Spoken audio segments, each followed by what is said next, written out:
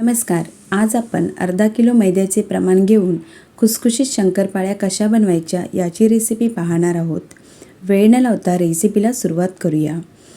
इथे मी शंकरपाळ्या बनवण्यासाठी 500 ग्राम मैदा म्हणजेच 4 वाटी मैदा घेतला आहे. त्यासाठी 125 ग्राम तूप, 125 ग्राम साखर, 125 ml दूध घेतलं आहे. सुरुवातीला आपण साखर आणि दूध मिक्स करून साखर व्यवस्थित विरघळेपर्यंत आपल्याला हे गॅसवर गरम करून घ्यायचं आहे.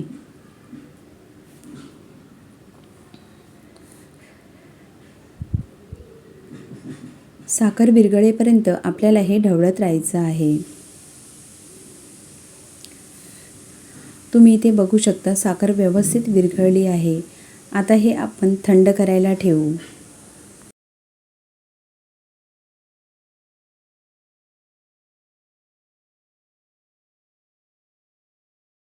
आता हे दूध थंड होईपर्यंत एका परातीमध्ये आपण मैदा घेऊया. आता या मैद्यामध्ये तुपाचे कडकडीत मोहन आपल्याला घालायचं आहे.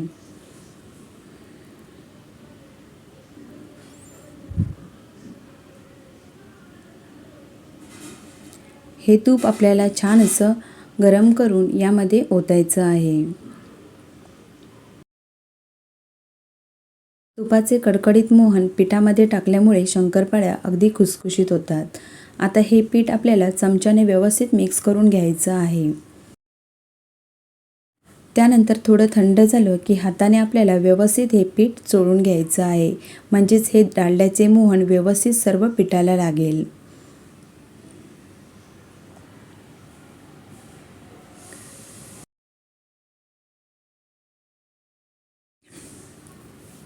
त्यानंतर इथे दूधसुद्धा थंड झालेलं आहे. आता हे दूध आपल्याला यामध्ये घालून पीठ छान असं मळून घ्यायचं आहे.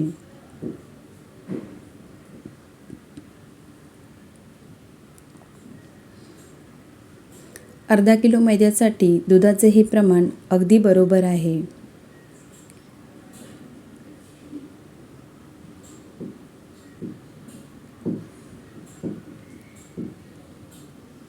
व्यवस्थित गोळा होईपर्यंत आपल्याला हे पीठ छान असं मळून घ्यायचं आहे.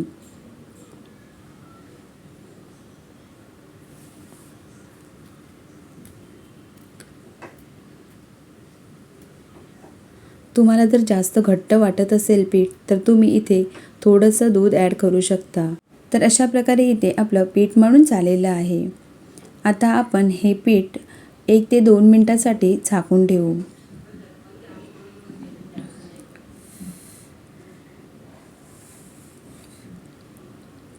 तर इथे 2 मिनिटे झालेली आहे. आता आपण यातला एक गोळा घेऊन शंकरपाळी बनवायला सुरुवात करूया.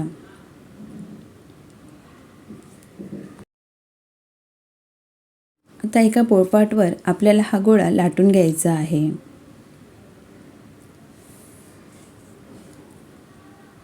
तुम्हाला हे पीठ थोडं घट्ट वाटत असेल पण असंच पीठ आपल्याला शंकरपाळी बनवण्यासाठी लागतं. तरच शंकरपाळी एकदम बिस्किटासारखीच खुसखुशीत होते.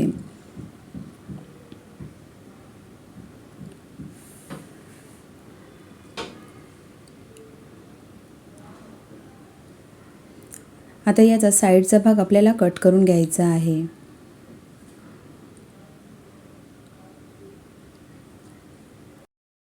आता आपण याच्या शंकरपाळ्या कट करून घेऊया.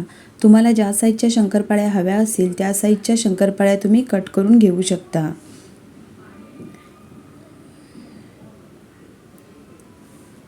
अशाच प्रकारे आपल्याला सर्व पिठाच्या शंकरपाळ्या बनवून घ्यायच्या आहेत. आता या शंकरपाळ्या आपण एका प्लेटमध्ये काढून घेऊ. इकडे मी तेल गरम केलं आहे. यामध्ये या शंकरपाळ्या आपण फ्राय करून घेणार आहोत.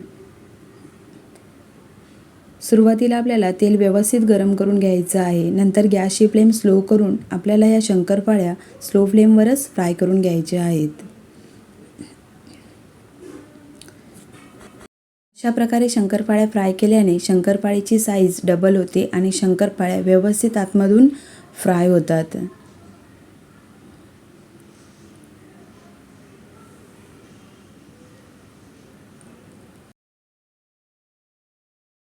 तुम्ही इथे बघू शकता शंकरपाळी व्यवस्थित फ्राय झाली आहे आणि याची साईजसुद्धा डबल झाली आहे.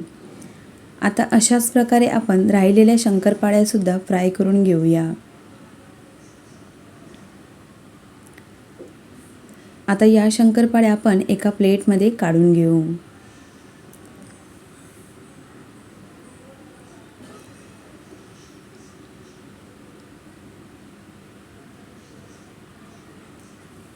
तुम्हाला सुद्धा अशा प्रकारच्या शंकरपाळ्या बनवायच्या असतील तर ही रेसिपी नक्की ट्राय करा. रेसिपी आवडल्यास लाईक, शेअर, सबस्क्राईब करायला विसरू नका. व्हिडिओ पाहिल्याबद्दल धन्यवाद. तोपर्यंत बाय बाय.